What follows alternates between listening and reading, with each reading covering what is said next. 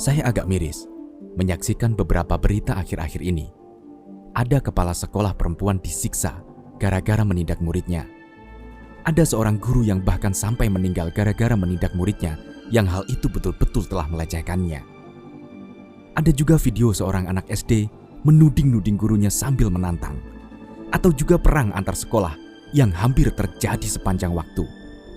Dada saya berdegup kencang. Sudah separah inikah potret pendidikan masyarakat kita? Kembali wajah saya mengarah ke Gontor sambil bertanya-tanya. Bagaimana pesantren dengan ribuan santrinya, semua laki-laki dengan background keluarga yang jelas-jelas berbeda, dengan usia yang sama sekali tidak sama, dari berbagai daerah yang tentu saja budaya dan cara bicaranya berbeda, bisa menyatu dalam tali ukhuwah yang kokoh, nyaris tanpa perselisihan yang berakhir dengan kekerasan. Para santri tunduk dan patuh kepada guru, apapun kondisi dan keadaannya. Tidak ada santri mendemo guru, tidak ada santri menantang guru, bahkan tidak ada santri melawan santri yang posisi strukturalnya lebih tinggi, seperti mudabir atau bagian organisasi pelajar pondok modern, meskipun santri tersebut berusia lebih tua dari mudabirnya. Ada beberapa poin yang dalam hal ini menjadi catatan pribadi saya. Di Gontor, semua potensi untuk membentuk geng tidak pernah diberi celah.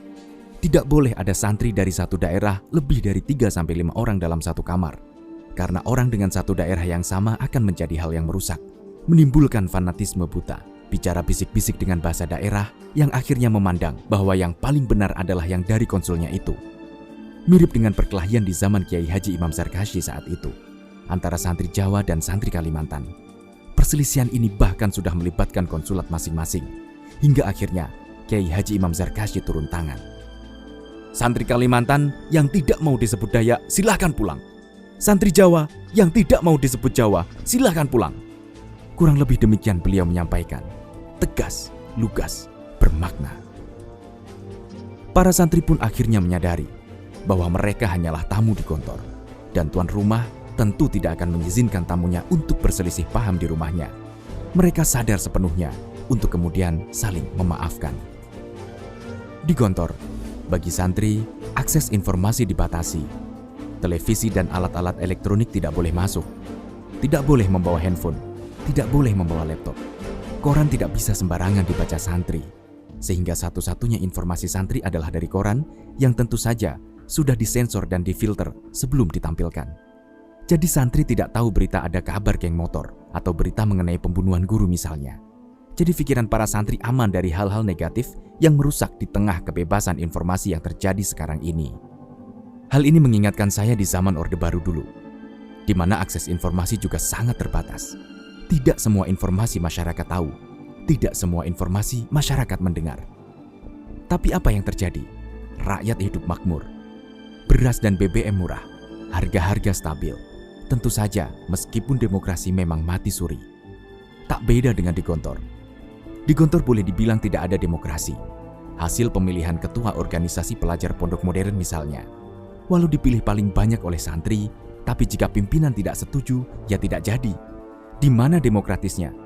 Kata Kiai Hasan, demokrasi di sini diciri dan dicarai dengan cara dan ciri Gontor. Ya begini ini, mau ikut silahkan, ndak mau ikut silahkan pergi. Very good, very fine, ndak mau ikut silahkan cari yang lain. Di Gontor, semua yang menimbulkan fanatisme dikikis sejak awal. Di Gontor ada banyak hal yang sebenarnya berpotensi menimbulkan fanatisme tersebut. Ada klub sepak bola, ada gugus depan pramuka, ada konsulat, ada kelas, ada kelompok kesenian. Tapi boleh dibilang, hampir tidak ada satu santri dengan komunitas yang sama ditempatkan di dua organisasi sekaligus. Artinya, seorang santri boleh perang antara gugus depan pramuka, tapi setelahnya pasti beda dalam pergaulan sehari-hari karena beda klub olahraganya.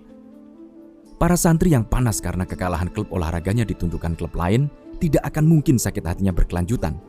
Karena setelah itu antar dia dan musuhnya ternyata satu kelompok muhadoroh atau satu asrama, atau bahkan bisa juga ternyata satu kelas. Maka setelah panas-panasan di lapangan, biasanya akan berakhir di kiftir atau di kantin dengan panggilan akrab yang masyhur di seluruh Gontor dari zaman ke zaman. Sul, Atlub Kholil ya? Semua dikontrol oleh satu kebijakan kiai yang sama. diterjemahkan dengan makna yang sama oleh pengasuhan dan KMI, dilaksanakan satu suara oleh mudabir, dan dilaksanakan dengan patuh oleh para santri. Memang, tidak ada sistem yang sempurna. Masih ada titik celah untuk melanggar. Tapi bersiaplah untuk menghadapi resiko terberat di Gontor. Dipulangkan secara tidak terhormat. Semua santri menyadari bahwa mereka di sini adalah seorang tamu. Bisa jadi ada beberapa yang mereka pandang kurang pas di sini. Tapi karena merasa tamu, jadi memang tidak berhak memaksa untuk merubah. Merekalah yang harus undur diri dari tuan rumah. Santri tidak membayar guru, sehingga mereka tidak berhak protes apapun kebijakan guru. Mereka hidup di pesantren yang kiai saja bahkan tidak mengenal kata gaji. Mereka lahir dari rahim pesantren yang dimana mereka menemui ustadz, ada tulisan keikhlasan di dada para asatid itu. Apapun posisi ustadz tersebut, mereka sama sekali tidak digaji. Semua dilaporkan oleh para kiai di sidang badan wakaf, dipertanggungjawabkan, siap dikoreksi. Prinsipnya adalah hasibu anfusakum qabla an tuhsabu. Hisablah dirimu sendiri sebelum dirimu kelak dihisab oleh Allah.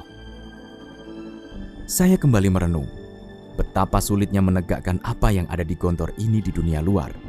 Betapa sulit, betapa susahnya. Tapi setidaknya saya bisa menunjukkan ada lembaga pendidikan yang punya dan masih menerapkan model seperti ini di Indonesia. Ya, tempat itu adalah di Gontor.